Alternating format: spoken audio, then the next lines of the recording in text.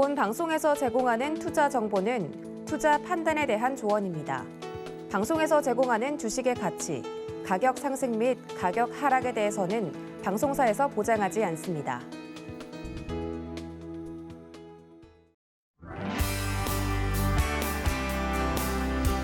(2022년 9월 23일) 네, 바로 오늘이죠. 오후 2시부터 부산국제영화제 개폐막식 입장권 예매가 시작됩니다.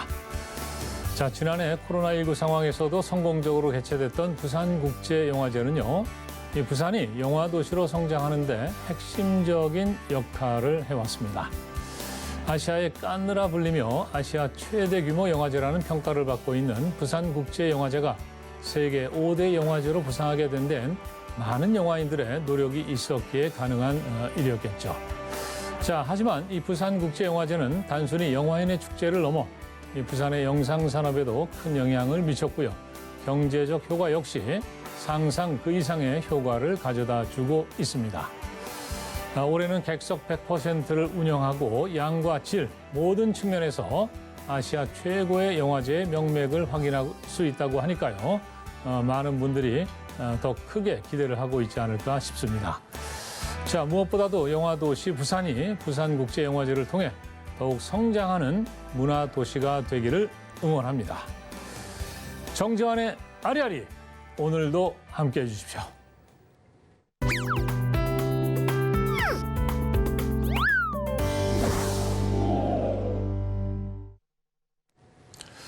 네, 한 주간의 경제 뉴스 먼저 정리해 드리겠습니다. 경제콕, 오늘 허가운 아나운서 자리하셨습니다. 안녕하세요. 안녕하십니까. 네, 밝은 미소로 인사를 하셨는데, 경제 뉴스 뭐 그렇게 밝지만은 않죠? 맞습니다. 일단 금리 소식, 금리 또 인상했죠? 네, 맞아요. 이번 주 경제콕 첫 번째 소식, 금리 관련된 소식입니다.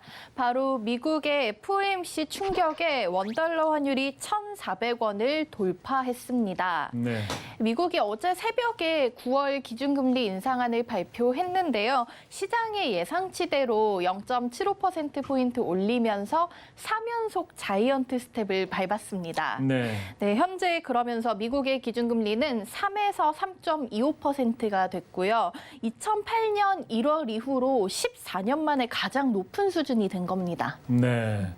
자, 1%포인트 올리는 뭐 울트라 스텝 얘기까지 나왔었는데, 일단은 이제 0.75, 자이언트 스텝으로 멈췄습니다. 그렇지만은 여전히 타격이 크겠죠. 네, 근데 사실은 이 자이언트 스텝 자체보다는 금리 점도표에 주목을 해봐야 하는데요. 네. 이제 올해 또 아직 11월과 12월에 두 차례 FOMC 회의가 남아 있습니다. 그러면서 이 점도표를 통해서는 저희가 앞으로의 기준금리 인상 속도를 예상할 수 있는데요. 네. 연말 금리가 4.25에서 4.5%까지 내다보는 등 가파른 금리 인상이 계속해서 이어질 것이라는 것을 시사했습니다. 네. 네, 그리고 또 6월에는 이 연말 기준금리가 사실 3.25에서 3.5% 정도로 예상이 됐었거든요. 네네. 그러니까 더 강하게 매파적으로 변한 겁니다. 네.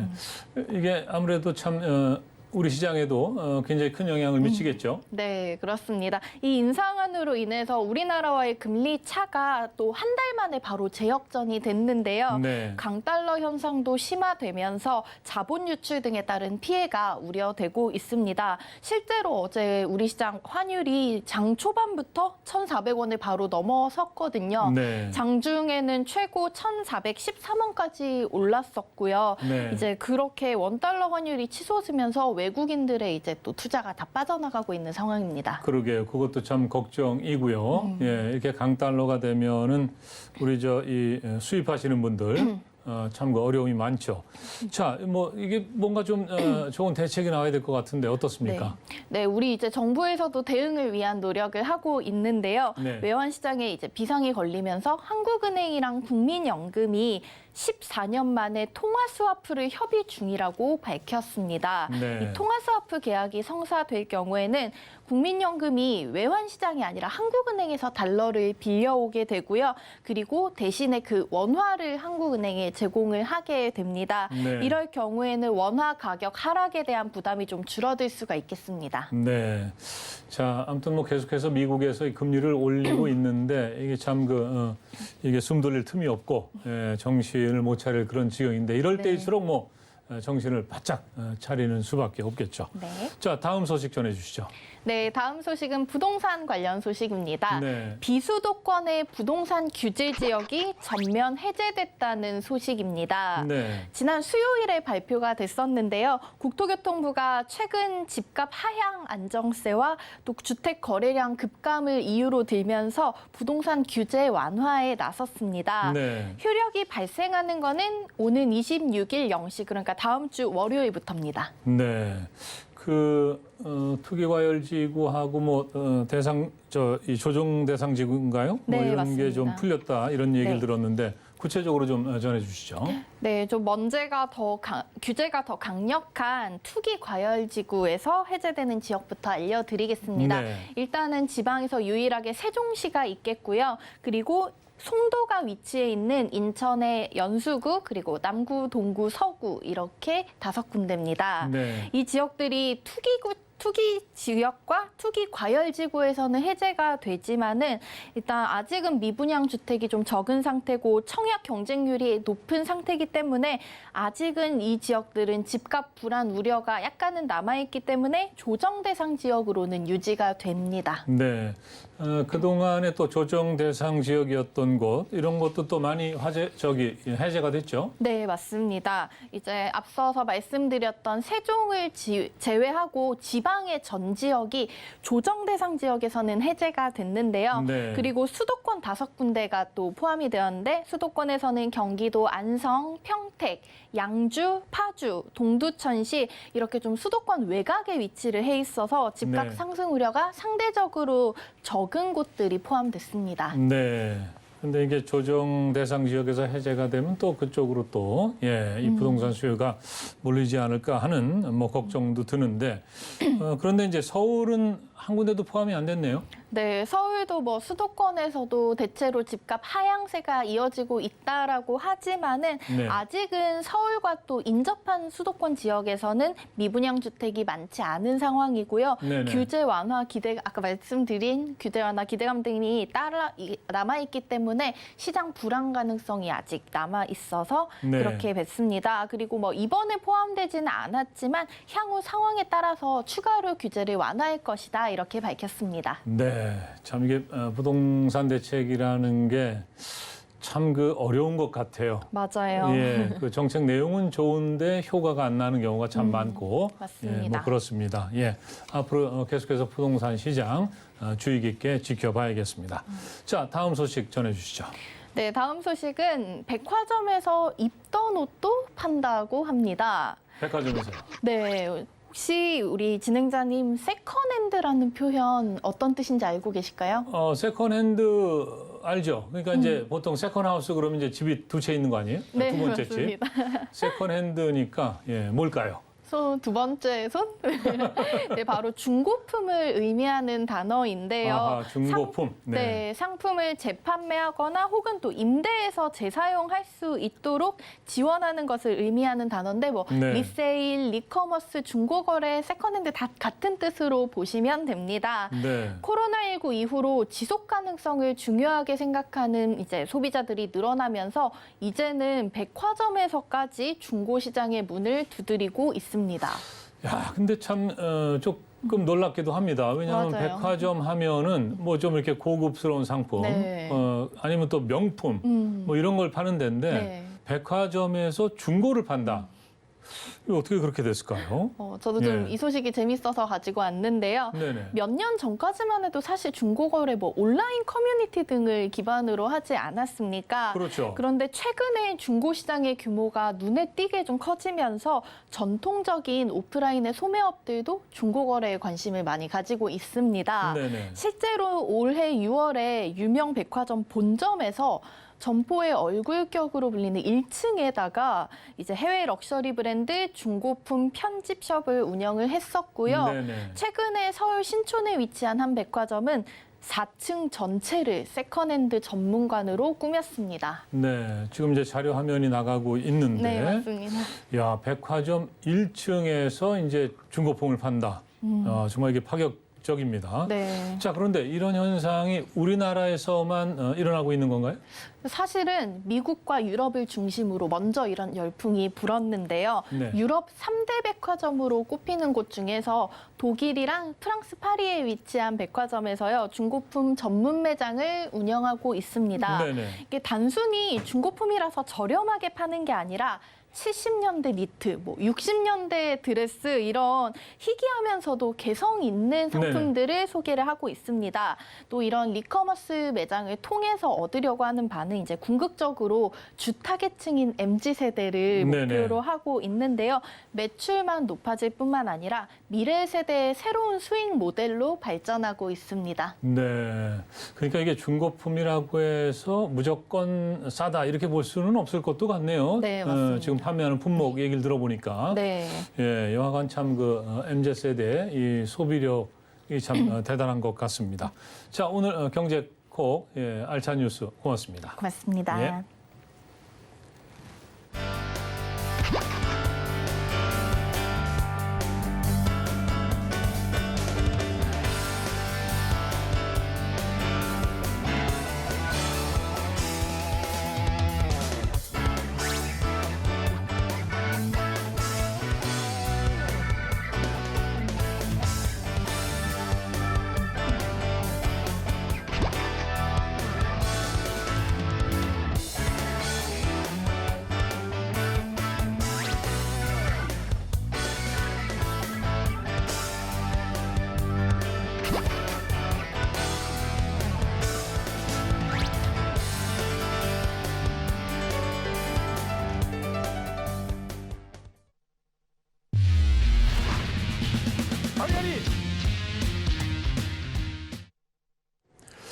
네, 이 부동산 거래가 침체된 상황에서 이 서울의 빌라 6곳 가운데 한 곳의 전세가가 이 매매가를 웃도는 이른바 깡통 전세 현상이 나타나고 있습니다. 자, 이 때문에 이제 전세보험 가입을 거절당하는 경우도 역대 최고치라고 하는데요. 자, 이 깡통 전세 예방책은 없는지 또 대처 방법은 없는지 임성도 변호사님께 한번 질문해 보겠습니다. 임성도 변호사님 만나보시죠.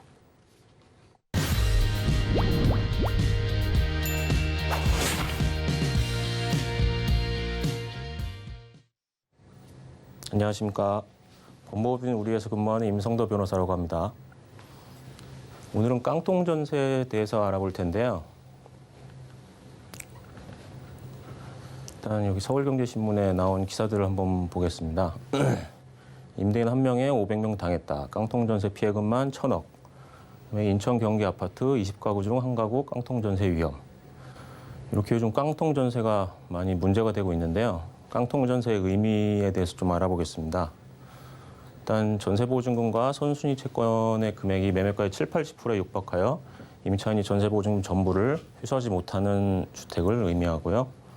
통상 경매 절차에서 최종 매각 금액은 실거래가의 70~80% 정도로 결정되고 매각 금액의 배당은 채권의 순위에 따라 이루어지므로 깡통 전세의 경우 임차인이 전세보증금을 전부 회수하지 못할 우려가 있습니다.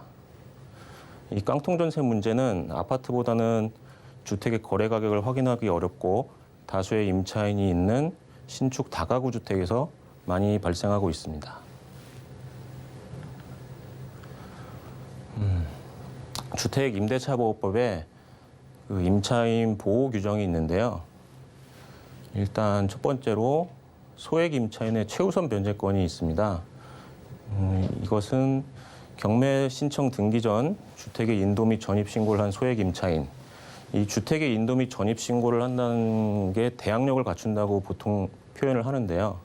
이 대항력을 갖춘 소액 임차인이 보증금 중에 일정 금액을 다른 채권자들보다 최우선적으로 변제받을 수 있는 권리입니다. 서울의 경우는 이 소액 임차인의 기준이 1억 5천만 원으로 돼 있고요. 이 소액 임차인이 받을 수 있는 임대차 보증금이 5천만 원으로 규정이 돼 있습니다. 그리고 두 번째는 임차인의 우선 변제권이 있는데 이 우선 변제권이 발생하기 위한 요건이 주택의 인도 전입 신고, 아까 말씀드린 이 대항력을 갖추고 거기에다가 확정일자까지 받은 임차인이 후순위 권리자보다 우선해서 경매 절차에서 보증금을 받을 수 있습니다. 이와 같이 확정일자를 갖춘 우선 변제권은 주택 인도와 전입 신고를 마친 2길 0시에 발생을 하고요. 확정일자를 먼저 갖추더라도 아까 말씀드린 주택의 인도와 전입 신고, 즉 대항력이 발생하지 않으면 이 임차인의 우선 변제권도 생기지가 않습니다. 확정일자를 갖춘 후 보증금이 인상된 경우에는 인상한 보증금에 대하여 새로 확정일자를 갖춰야지 우선 변제권이 인정이 됩니다. 경매 절차에서 배당 순서를 한번 살펴볼 텐데요. 이 임차인들이 최종적으로 이제 문제가 생겼을 때 임차인들이 최종적으로 보증금을 회수할 수 있는 것은 이제 경매 절차에서 배당을 받게 되면서 보증금을 회수할 수가 있게 됩니다. 거기에서 경매 절차에서 배당 순서가 정해져 있는데요. 배당 순서는 좀 복잡하긴 한데 여기서는 좀 간략하게 설명을 하도록 하겠습니다. 첫 번째 순서로 아까 말씀드린 소액 임차인의 최우선 변제권이 있고, 그다음에 그 임대인이 만약에 무슨 사업자를 운영한다거나 할 경우에 거기에 근로자들이 있을 텐데 그 근로자들이 받을 수 있는 최종 3개월분의 임금 채권과 퇴직금 채권이 또 1순위로 배당을 받을 수가 있습니다. 그다음에 두 번째로는 당해세가 있고요. 당해세라는 거는 그 경매 목적물, 그 해당 부동산에 부과된 국세와 지방세를 의미합니다. 그리고 세 번째로는 당해세를 제외한 기타 조세 채권, 그다음에 임차인의 우선 변제권, 담보 물권 등의 순서로 배당을 받게 되는데 요 3번 채권들 사이에 우선 순위가 또 있습니다. 그 우선 순위는 저 가로에 들어있는 요 날짜를 기준으로 우선 순위가 결정이 됩니다. 조세의 법정기일이라고 되어 있는데 법정기일은 뭐 신고납세의 경우에는 이제 신고일이 될 것이고요. 이제 과세관청에서 부과하는 조세의 경우에는 그 부과일이 법정기일이 됩니다. 그리고 이 임차인 우선 변제권 발생일이라는 거는 그 아까 말씀드린 대항력을 갖추고 확정일자를 갖췄을 때 그 확정일자일이 이제 발생일이 되고, 담보물권 설정일은 등기부에 이제 기재가 되어 있습니다. 담보물권 근저당 같은 건 설정 등기일이 설정일이 될 것이고, 그 날짜들의 우선순위에 따라서 이제 채권을 우선 변제받을 수 있는 순위가 결정이 됩니다. 그래서 등기부상 확인할 수 있는 선순위 채권에 대해서 알아보겠습니다. 갑구, 그러니까 등기부는 갑구하고 을구라는 게 나눠져 있는데요. 갑구의 경우에는 이제 소유권에 관련된 사항하고 소유권을 제한하는 사항들이 기재가 되어 있습니다. 갑구에는 가압류하고 가등기가 이제 보통 기재가 되어 있는데요. 가압류의 경우에는 통상 청구 금액이 기재되어 있고, 청구 금액이 가압류권자의 채권액이라고 보면 됩니다. 일반적으로 선순위 가압류권자는 후순위 임차인과 평등 배당을 받게 되지만, 가압류 피보전 권리에 우선 변제권이 있는 경우에는 임차인보다 우선 변제받을 수 있기 때문에 주의를 좀 하셔야 됩니다. 그리고 가등기의 경우에는 등기상 표시만으로는 이제 담보 가등기인지 알 수 없고, 선순위 담보 가등기가 있는 경우에는 후순위 임차인보다 우선 변제받을 가능성이 있게 되므로 이 부분도 좀 주의를 하셔야 되는데, 가등기 같은 경우에는 등기부상 표시가 담보 가등기와 그냥 일반적인 그 순위 보전의 가등기가 나눠서 기재되어 있지 않습니다. 그래서 그 가등기만 보고 담보 가등기인지는 전혀 알 수가 없고, 그렇기 때문에 가등기와 가압류의 경우에도 자기의 채권보다 선순위 채권일 수 있다는 점을 좀 주의를 하셔야 됩니다. 그 을구에는 보통 담보권들이 기재가 되어 있는데요. 대표적으로 이제 근저당권의 경우에는 그 설정 등기일 후에 임차인이 주택 인도나 전입 신고를 하였다면 그 근저당 채권자가 임차인보다 우선 변제받게 됩니다. 제일 문제가 되는 게 이제 등기부상 확인할 수 없는 이제 선순위 채권들이 있는데요. 아까 말씀드린 그 다가구 주택의 경우, 다가구 주택은 이제 하나의 물건이고 하나의 주택이므로 거기에 호수가 나눠져서 이제 다른 임차인들이 다 이제 세입자로 들어가 있게 되는데, 그 다른 임차인의 보증금 반환 채권도 그 물건이 매각됐을 때는 다 그 이제 반환 채권도 그 임차인별로 다 청구를 하게 되기 때문에 다른 임차인의 보증금 반환 채권도 고려를 해야 됩니다. 근데 등기부상에는 임차인이 몇 명이 있는지, 임차인의 보증금 반환 채권이 얼마가 되는지를 전혀 알 수가 없습니다. 그리고 아까 말씀드린 당해세 채권, 당해세가 있고 기타 조세 채권, 그다음에 근로자의 임금 및 퇴직금 채권 등도 있는데 이 부분들도 전혀 등기부상에는 기재가 안 돼 있습니다. 다음으로 이제 정부의 깡통 전세 대책에 대해서 알아보겠습니다. 정부의 깡통 전세 대책은 이제 그 임대인과 임차인 사이에 그 정보 비대칭 문제를 좀 해소하는 것에 이제 중점을 두고 있는데요.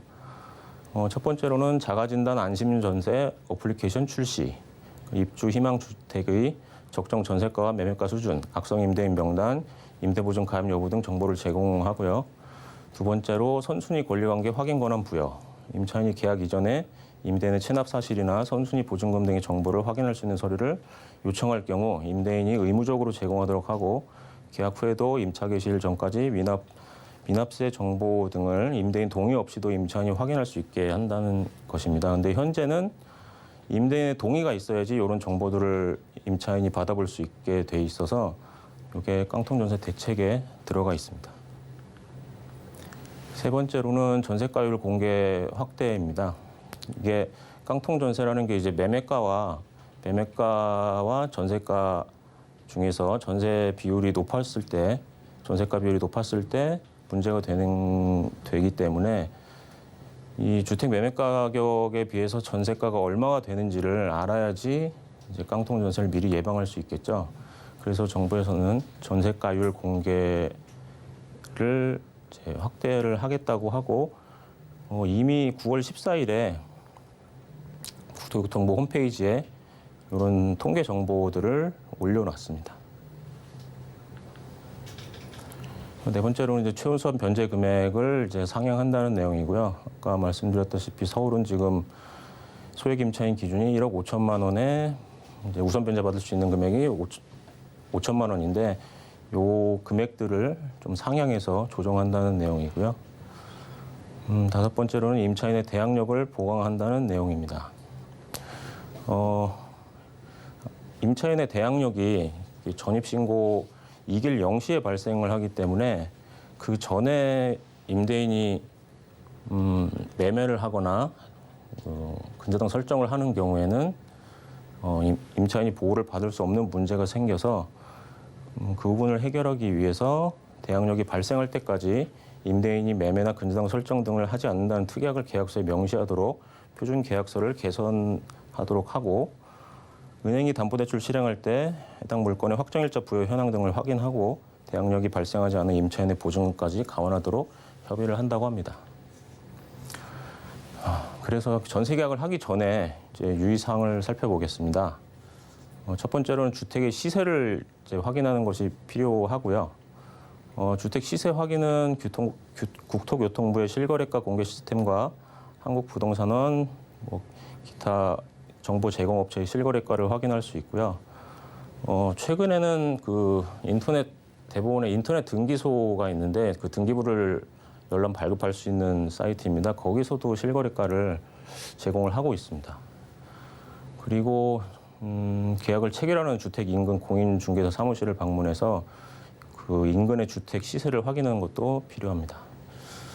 두 번째로는 이제 등기부 등본을 이제 확인을 해야 될 텐데요. 이게 선순위 권리자를 확인하기 위해서 가압류나 가등기 설정 여부, 그다음에 을구에서는 이제 근저당이나 전세권 등의 담보권 설정 여부를 확인하고, 등기부 등본에 드러나지 않은 임대인의 이제 국세나 지방세 체납 여부는 미납 국세 열람 신청을 통해서 확인할 수 있습니다.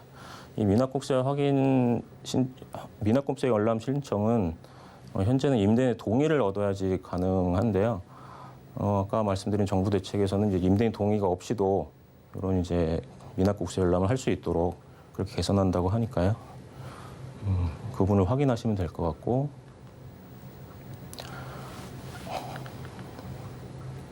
세 번째로는 확정일자 부여 현황과 전입세대 열람이 있습니다. 이 부분은 이제 그 주택에 이제 다른 임차인이 있을 때 그 임차인이 자기보다 선순위로 임대차 보증금을 반환받을 수 있기 때문에 이제 그 부분도 확인을 해야 되는데 이 부분도 지금 현행 제도에서는 임대인의 동의가 있어야지 확인을 할 수가 있습니다.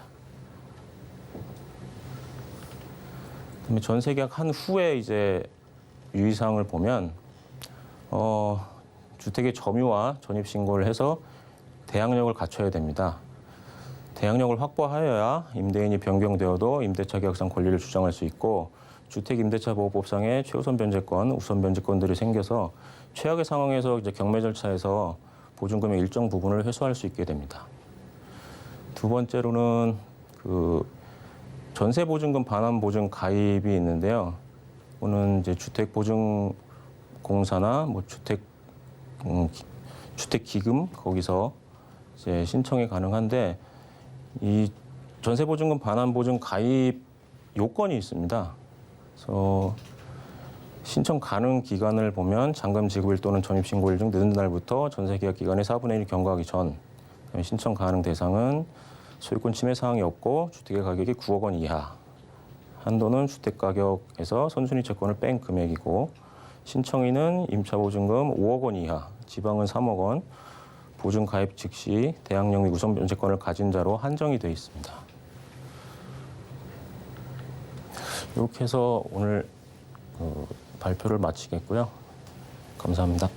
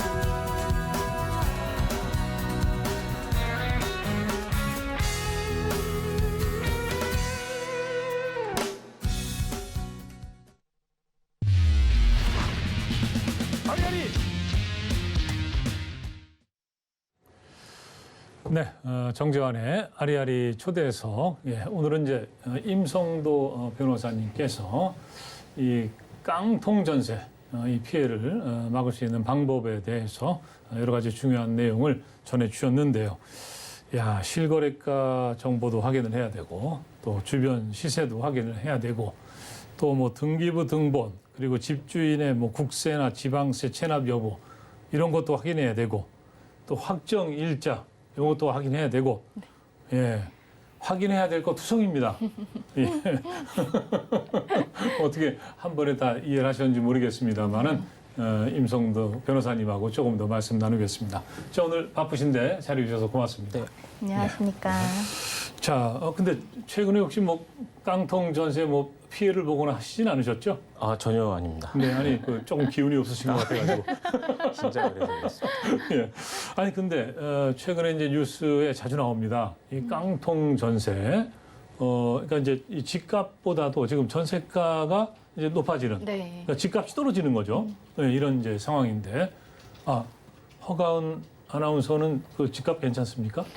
저는 일단 자가가 없기 때문에 자기 집이 없어요. 네, 부동산에 이제 엄청 크게 관심이 있진 않지만 이제 네네. 그러다 보니까 또 이사를 다니는 상황이 좀 자주 있거든요. 그러니까요. 네. 그 자가가 없으면 네. 뭐 전세를 살거나 월세를 살거나 그래야 되잖아요. 네. 예. 근데 너무 어렵습니다. 이제 이사할 때마다 머리가 터질 것 같아요. 그래도 아직까지 터지지 않은 건 다행입니다만은 예. 근데 진짜 이게 머리 아플 정도로 신경 써야 될 게 많을 것 같아요. 네네. 혹시 그 깡통 전세 이런 걸로 인해서 피해를 본 그런 사례가 좀 있을까요? 대표적인 사례로는 이제 임대 사업자 등록을 한 임대인이 네. 한 뭐 수백 건의 임대 물건을 가지고서 네네. 이제 깡통 전세임을 숨기고 네. 정상적인 매물이라고 한 다음에 네네. 전세 보증금을 다 받아서 네네. 도망을 가버리고 네네. 그 소유권 명의는 그 자력이 없는 네네.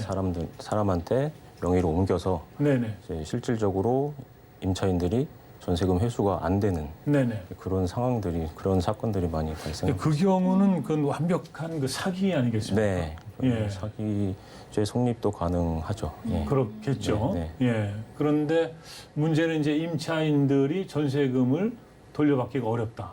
네. 근데 그런 피해를 보는 임차인들에 대한 구제 방법, 뭐 이런 게 좀 있을까요? 뭐 이런 사기 사건에서는 네. 만약에 구제를 받기 위해서는 예. 형사 고소를 진행을 하고 예, 별도로 또 민사소송을 제기해서 네네. 보증금을 반환을 받아야 되는데요. 실질적으로 이제 사기죄 입증을 위해서는 이제 기망 행위가 있어야 되고 네. 기망 행위와 전세금 이제 지급 간의 사이에 인과관계가 또 있어야 되고 고의도 네. 있어야 됩니다. 예. 그래서 그런 것들을 입증하기가 곤란할 수가 있고요. 네네. 일단 민사소송을 통해서 했을 때도 일단 소송 자체가 시간이 오래 걸리고, 네. 예. 그리고 아까 말씀드렸다시피 그 자력이 없는 새로운 그 임대인을 명의만 이렇게 네네. 주기 때문에 그 사람한테 청구를 한다 해도 실질적으로는 이제 회수가 안 되고 네네. 도망간 사람을 잡아야 되는데 이제 예. 도망가서 잡기도 어렵고. 잡기도 예. 어렵고 잡아도 또 이제 그 자금을 회수하기는 네네. 쉽지 않은 거죠. 네. 그런 아. 상황입니다. 네. 그 최근에 말이죠. 그러니까 이제 집값이 떨어진다. 네. 그래서 내가 여기 전세로 살고 있는데 내가 여기 5억 주고 지금 전세 살고 있는데 네. 집값이 지금 떨어져서 지금 집값이 한 5억 5천 정도 된대더라. 이렇게 되면 굉장히 불안해하실 것 같거든요. 네. 근데 이런 상황에서 그렇다고 해서 미리 뭔가 이 깡통 전세로 네. 인한 피해를 막을 수 있는 방법은 또 없지 않겠습니까? 사후적으로 이거를 막을 방법은 마땅치 않은 상황인데요. 네네네. 아까 강의에서 말씀드렸다시피 그 사전에 네. 깡통 전세를 좀 예방하는 방법으로 네네. 예, 그 주의를 기울이셔야 될 것 같습니다. 네. 아무튼 요즘에 이 문제로 인해서 집값이 떨어지는 문제로 인해서 내 집도 혹시 깡통 전세가 되는 게 아닌가 이 걱정하시는 분들이 굉장히 많은데 네. 이걸 이제 사후적으로 예방할 수 있는 방법은 없는 거고 예. 예 그렇다면 이제 집값이 좀 안정이 되고 다시 오른다든가 반등을 한다든가 네. 뭐 이런 거를 이제 세입자들께서는 기대할 수밖에 없을 것 같아요. 그런데 이제 사전에 여러 가지 확인을 해야 된다. 예, 앞서 이제 강의에서도 말씀을 하셨고 여기 이제 메모된 거 보면은 아무튼 이 확인해야 될 서류 예 그러니까 그 등기부 등본하고 집주인의 국세, 지방세, 체납 여부 이런 것도 확인해야 된다고 돼 있는데 네. 이거 확인 가능합니까? 네, 현재 그 주택 임대차 보호법이나 네네. 국세징수법에서 확인이 가능하긴 한데요. 네네. 임대인의 동의를 받아야 됩니다. 현재 그러니까 그 상황에서. 임대인이 선선히 그 동의를 해줄까요? 네, 잘 동의를 안 해주겠죠. 그래서 이제 정부 대책이 얼마 전에 발표가 됐는데 네네. 그 임대인의 동의 없이도 그런 부분들을 확인할 수 있게끔 네. 제도를 변경한다고 하니까요. 네. 그게 변경이 되면 좀 그런 문제들이 좀 해소가 될 것 같습니다. 네. 아직까지는 이제 변경된 건 아니고 네. 지금 이제 추진하고 있는 거네요. 네네. 네. 네. 실제로 제 주변에서 이제 예. 이사 계약을 할 때 등기부 등본 열람했을 때 문제가 없었는데 네. 이사 오기 전날에 선순위 채권이 생겨버리면서 그 네네. 이후에 좀 문제가 생겼던 경우가 있는데 그러니까 등기부등본을 확인을 하고 네. 전세 계약을 했는데 네. 이사 들어가기 바로 전날. 네. 선순위 채권이 생겼다. 네. 이건 어떻게 이해를 해야 됩니까? 어떻게 좀 해결할 수 있을까요? 이제 그런 경우들이 지금 많이 있는 걸로 알고 있는데, 네네. 이제 소유자가 자기 소유 물건에 대해서, 소유 주택에 대해서 이제 근저당을 설정하는 행위 자체는 막을 수가 없습니다. 아하. 소유자의 정당한 권리니까요. 네네네. 근데 이제 그런 경우에 이제 임차인한테 피해가 갈 수 있기 때문에 네. 이런 경우에는 이제 임대차 계약을 할 당시에 그 입주 시기 전에 임차인이 입주하기 전에 네. 대항력을 갖추기 전에 그 임대인이 매매를 한다거나 근저당 설정을 못하게 하는 네. 그런 특약을 예. 임대차 계약에 넣는 방법이 가장 좋은 방법일 것 같습니다. 그래서 네. 아까 말씀드렸다시피 정부 대책에도 그런 내용의 특약이 들어있는 표준계약서로 네. 개선을 한다는 이제 방침이 있으니까요. 아하. 그러니까 그것도 사실은 이제 임대차 계약을 맺을 때 그거는 이 특약을 좀 넣어서 합시다. 네. 라고 이제 요청을 해야 되는데 네, 그렇죠. 그거를 예를 들어서 임대인이 안 받아주면 네, 그죠? 그럼 또 계약이 성사가 안 되는 거 아니에요? 네, 당장 이 집에서 살고 네, 싶은데. 네, 아, 이런 쉽지 문제. 않네요. 그러니까 이제 말씀하신 대로 그 표준 계약서 아예 네, 이렇게 이제 제도적으로 정비를 해야 된다. 네, 네. 네.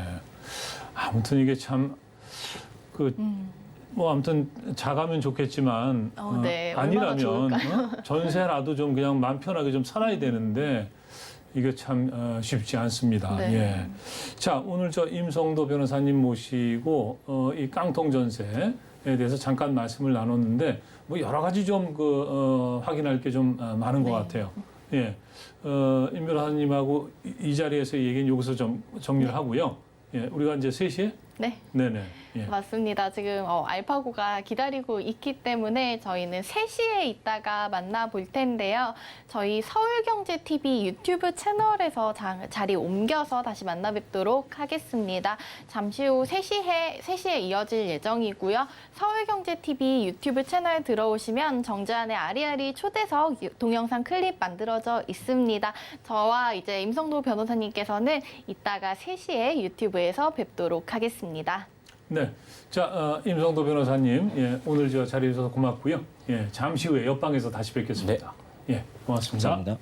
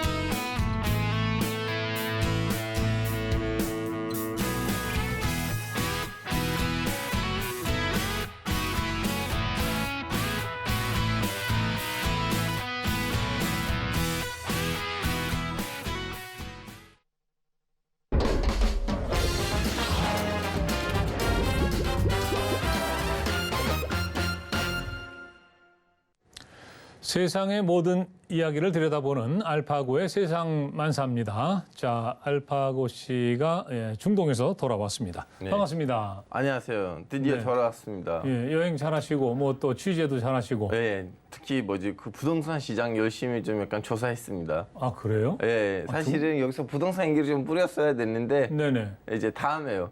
다음에 예.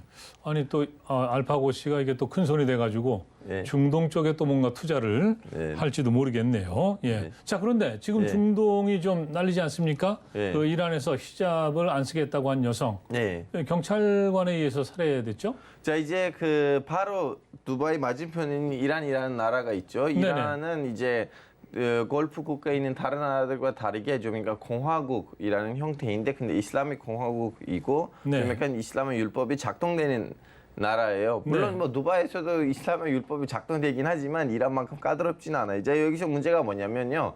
이제 여성분들이 중간중간에 시위를 하긴 했었어요. 이제 이거 첫 시위가 아니에요. 중간중간에 이란 여성들이 아니 나는 이 히잡을 이제 나하고 하나님 사이에 있는 문제인데 왜 정부가 와서 개입을 하냐? 내가 쓰고 싶으면 쓰는 거지 안 쓰고 싶으면 안 쓰는 건데라고 이렇게 중간중간에 이제 개입이 이렇게 시위를 했었는데 이번 이제 이 살해당하는 여성분이 저랑 똑같은 민족 쿠르드족이에요. 아하. 그래서 이미 좀 약간 이란 정부는 이 소수 민족들에 대해서 좀 약간 예민한 부분이 있었는데 네. 근데 이 여성분들 좀 약간 그동안은 이미 좀 약간 쿠르드족이었다는 그 이유 때문에도 좀 약간 문제들이 있었는데 하여튼 이분들도 이제 시위를 하다가 체포를 됐죠. 왜냐하면 히잡 안 쓰겠다고 하고 히잡 벗었는데 네. 이제 외국인도 그 이란에 들어가면 히잡을 써야 됩니다. 그 외국인 여성도요? 미국인 여성도. 그래서 박근혜 대통령이 이란을 방문했을 네네. 때 히잡을 썼던 거였어요. 아, 네네네. 그 모습 기억납니다. 예, 이거는 외국인이든 뭐지 국내 사람이든 무슬림이든 아니든 이란이라는 그 영토 안에서는 모든 여성도 히잡을 써야 된다는 걸로 법으로 돼 있어요 지금은. 네. 하여튼 이제 이분들이 우린 이 법을 어기고 싶다 하고 다 벗었어요. 네. 벗었기 때문에 경찰 다 와서 체포했어요. 왜냐면 법을 어겼기 때문에. 네네. 근데 이제 보통은 제가 또 이렇게 히잡을 쓰다가 벗고 이제 경찰한테 체포된 몇 명의 여성분들은 인터뷰한 적이 있었는데 이제 경찰에 데리고 가면 좀 얘기를 하고 야 얘들아 다음은 그러지 마. 얘들 때문에 우리도 골치 아픈데 뭐 이런 식으로 아. 얘기를 하고 이제 풀어주는데 네, 훈방 조치도 있군요. 예. 예. 근데 이제 이 여성분은 끝까지 그 경찰 안에서도 열심히 좀 약간 항의를 하고 네. 내가 니네들 법을 안 지킬 거야 하니까 예. 거기서 살짝 좀 약간 고민 들어갔는데 그 고문이 이제 살해까지 갔다는 거예요. 아. 근데 이제 그 살해했다는 거 나오자 이란 정부는 바로 그 살해하는 경찰을 네. 그 뭐지 해고를 시켰고 예, 예. 그 살해하는 경찰의 그 위에 있는 국장 같은 사람도 네. 그 징계를 내렸거든요. 그걸 네. 이제 정부 차원에서도 다 이렇게 발표를 했는데 근데 이제 이 여자의 나이가 어린다는 걸로 20대 초반이에요. 네. 지금 이란 곳곳에서 여자든 남자든 지금 다들 시위하고 있습니다. 네. 아니 근데 아무리 그 종교적인 네. 그런 문제 또 율법에 관한 문제라고 네. 하지만 아 글쎄요. 예. 뭐 그런 것을 위반했을 때 뭐 어느 정도 뭐 처벌을 한다. 네. 뭐 그럴 수 있을 것 같은데 이렇게 사람이 죽는 일까지 벌어진다. 아 이건 참 이해하기가 좀 어렵네요. 이제 여기서는 뭐라 그래 단순히 종교적인 어떤 그 규칙을 어긋나는 것보다는 네. 나라의 레짐 자체를 예. 그 부정한다는 걸로 넘어갔기 때문에 이제 네. 단순히 종교적인 사태로 이란 정부가 보지는 않았다는 거예요. 네. 그 당시엔. 예. 예. 그러면 예. 이란이라는 나라는 태생적으로 이런 나라였던 건가요? 어떻게 된 건가요? 아니 이란은 뭐지 그 예전에는 너무나 진보적인 나라였어요. 뭐 네. 한국으로 비교했을 때는 한국보다 훨씬 더 진보적인 나라. 그 지금 화면에 사진들 나오고 있는데 네. 79년까지만 해도 엄청난 그 문화예술계의 나라였어요. 네. 이거- 79년까지는 미국하고도 친했죠? 사실 77년까지 미국이랑 지냈는데 77년까지. 예, 예. 이제 그 79년까지는 이제 그때는 국왕이 있었어요. 그러니까 국왕이 네. 석유를 통해서 벌었던 돈으로 나라를 엄청 개방을 시켰는데 네. 이제 그때는 이제 미국 그 이란에서는 좀 약간 미스 대회다 하고 네. 이제 좀 약간 여성들이 너무나 입고 싶다면 네. 너무나 좀 약간 자극적으로 옷을 입을 수도 있었고 네네. 그런 문제 아무 문제도 없었던 시절이었는데 네. 근데 이제 77년 이후로부터 국왕하고 미국 서양 세계 사이에는 좀 문제가 생깁니다. 네. 이제 석유 값을 올린다는 거라든가 아니면 미국이랑 관계라든가 그리고 이제 경제가 흔들리기 시작해요. 네. 경제가 흔들리면 그 어느 나라나 똑같습니다. 이 나라 우리나라 경제 왜 흔들리냐? 우리나라에 지금 이 왕 때문에 여자들이 이렇게 옷을 벗으니까 그런 거야.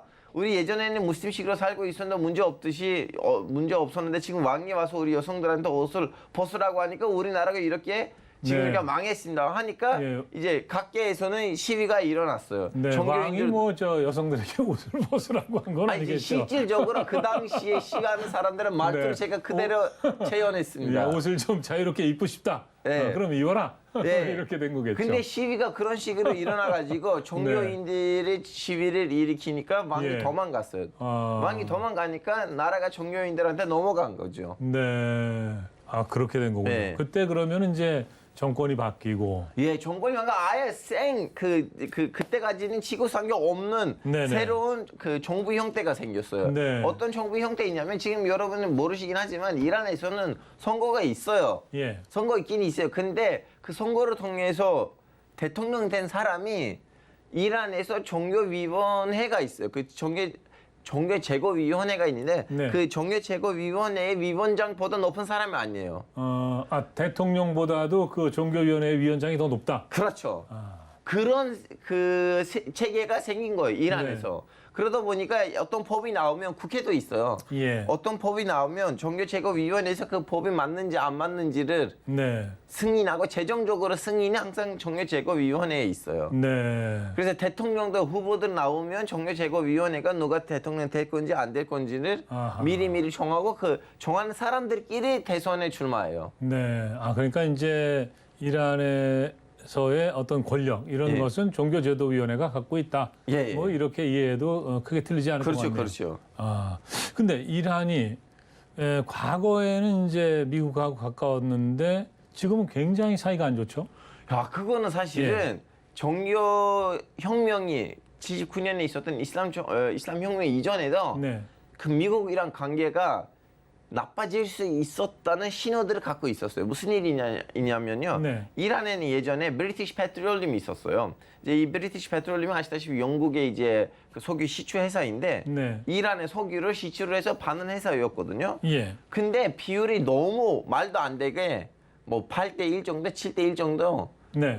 대다수를 이제 영국을 가지고 가고 아, 영국이 이제 많이 직거리만큼은 영국한테 가져갔군요. 그 이란한테 갖다 주고 네네네. 그래서 이걸 보는 이란에 있는 지식인들이 이건 안 되겠다. 네. 그래서 우리는 뭐라고 해야 되나 우리는 다 이거 국영화 해야겠다. 네. 해서 그때 이제 총리가 있어요. 무사득이라는 총리인데 네. 52년인가 53년 그때 이분이 선거를 통해서 총리가 됩니다. 네. 총리가 되고 바로 이제 국영화를 하려고 했는데 이제 하무연에도 이제 곧 나올 것 같은데요.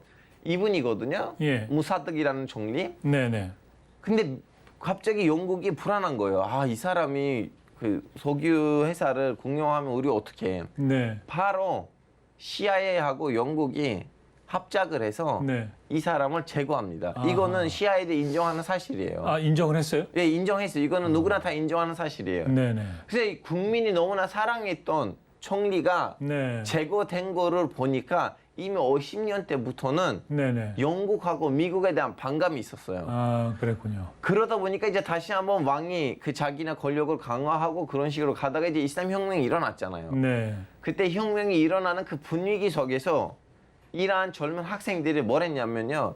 이란 안에 있는 미국 대사관을 습격을 해서 거기 안에 있는 영사관들하고 네. 외교관들하고 가족들을 납치합니다. 네. 2년 넘어요. 444일 걸렸거든요. 예. 막판에 이제 알제리가 중간에 이제 협상에 나서서 이제 겨우 이제 석방이 됐는데 네. 중간에는 미국이 특수부대를 보내서 이분들을 이제 구축하려고 했는데 그때 실패됐어요. 네. 그리고 혁명이 일어나고 이제 왕이 어디로 도망갔냐? 왕이 미국이로 도망갔어요. 네. 이제 이런 사건들이 터지다 보니까 이란 사람들은 죽어도 미국을 좋아할 수가 없게 되는 거예요. 네.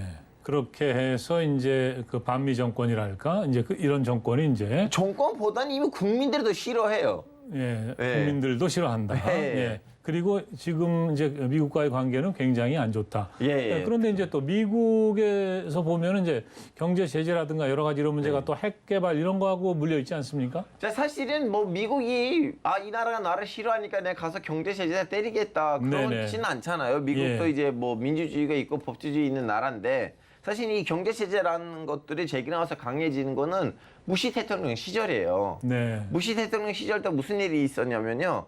그 이제 이란에서 종교 세력이 이제 나라를 만들면서 그것을 원하지 않는 자유주의자들하고 세속주의자들이 있을 거 아니에요. 네. 근데 이분들이 해외에 나가서 해외에서 망명 정부를 만들었는데 네. 이제 해외에서 활동을 하다가 이분들이 2000년대에 와서 폭로를 했어요. 이란이 핵 개발하고 있다. 근데 이란이 이 말을 들어가지고 아니요, 우리는 핵 개발한 적이 없어요. 우리는 그냥 원자력 만들려고 하는 거지 핵 네네. 개발 아니에요. 언제든지 와서 감시하셔도 됩니다. 그러니까 네. 북한처럼 바로 뭐라고 해야 되나 그 방어 자체에 들어가지는 않았어요. 네. 와서 확인하세요. 예. 근데 미국이 아니야, 니네들 핵 개발하고 있다고 해서 그 네. 폭로 내용들을 가지고 경제 제재를 2001년부터는 하고 있어요. 네. 그러면 이 문제가 그러니까 그렇게 해서 이제 사실은 미국이 이제 경제 제재도 하고 그러는데 네. 이란이 그러면은 잘 버티고 있다 이렇게 볼 수 있는 건가요? 이란이 지금 어떻게 보면 우리들 지금 북한이랑 붙어 있고 북한도 지금 경제 제재를 받고 있는데 북한이 지금 너무 힘들어 하잖아요. 힘들죠. 네, 근데 이란의 이제 좋은 점이 뭐냐면 석유예요. 북한에 석유가 없는. 있다. 예. 이제 이 석유를 지금 미국이 어떻게 경제 제재를 하냐면 누구가 이란이란 그 은행을 통해서 거래할 수가 없게 돼요. 왜냐면 네. 아시다시피 해외 송금을 하려면 돈이 예를 들면 한국에 있는 돈이 일본에 해외 송금을 하면 바로 가는 거 아니에요. 일단 미국의 뉴욕에 들렸다가 가거든요. 네네. 그러다 보니까 이제 미국이 뉴욕에 있는 거기를 묶고 나면 예. 해외 송금을 할 수가 없어요. 네. 이란에 있는 은행들에다가. 예, 그럼 거래를 못 하는 거죠. 자, 거래를 예. 못한 거예요. 그러면 이란이 어떻게 거래를 하게 하냐면요. 네. 예를 들면 제가 종이를 팔아요. 예를 들면 제가 마우스를 팔아요. 네네. 이란한테. 예. 그럼 이란이 내가 너한테 석유를 줄 때 예. 너의 돈을 너네 나라에 있는 어떤 은행에다가 맡기고 내가 너의 나라에 와서 마우스를 구매했을 때 네네. 거기 있는 돈으로 제가 줄게. 아하. 그럼 미국한테 안 걸리잖아요. 아, 그렇군요. 이런 식으로 지금 이란이 그동안 버텨왔어요. 네.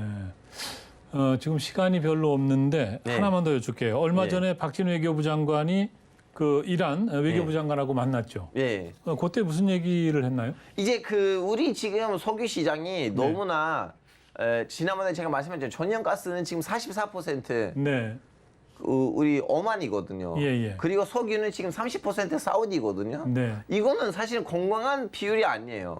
우리의 이제 에너지 의존도는 각 네. 나라에다가 이렇게 비슷비슷하게 나눠줘야 되는데 골고루 좀 분산을 해야 된다는 얘기죠. 골고루 조금 예. 분산해야 되는데 분산이 안 되고 있어요. 이거는 예. 그 나라들한테도 안 좋은 거고 우리나라한테 안 좋은 거예요. 예를 네. 들면 그 나라들 입장에서 얘기를 하자면 갑자기 한국이 부도났어요. 네. 그러면 더 부도나요. 왜냐하면 아하. 천연가스의 단골 손님은 한국이에요. 네네. 그러다 보니까 이제 우리는 새로운 에너지 시장들을 보고 있는데 네. 물론 그동안 이란은 할 수가 없었죠. 예. 근데 이제 이란이 지금은 협상에 다시 나섰어요. 아하. 열심히 미국하고 서양 세계랑 협상하고 있는데 협상이 잘 끝나면 경제 제재가 풀릴 거잖아요. 네네네. 그래서 그때 바로 우리는 예. 제일 먼저 손님 1호 아하. 해야 됐는데 그러기 네. 위해서 이제 좀 약간 사전적인 작업들 하고 있는 거죠. 네, 역시 참 대화가 중요한 것 같아요. 네. 만난다는 것, 또 대화한다는 거. 예. 자, 알파고의 세상 만사. 오늘 시간 관계상 여기서 줄여야 될 것 같습니다. 수고 많으셨습니다. 네, 감사합니다. 네. 자, 정재환의 아리아리 시청해주신 모든 분들께 진심으로 감사의 말씀 드리고요. 저는 잠시 후 3시에 옆방에서 다시 인사드리겠습니다. 고맙습니다.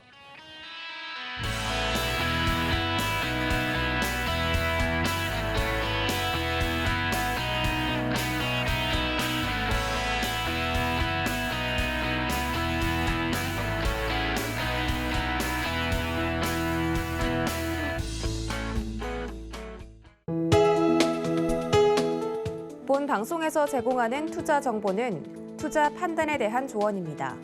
방송에서 제공하는 주식의 가치, 가격 상승 및 가격 하락에 대해서는 방송사에서 보장하지 않습니다.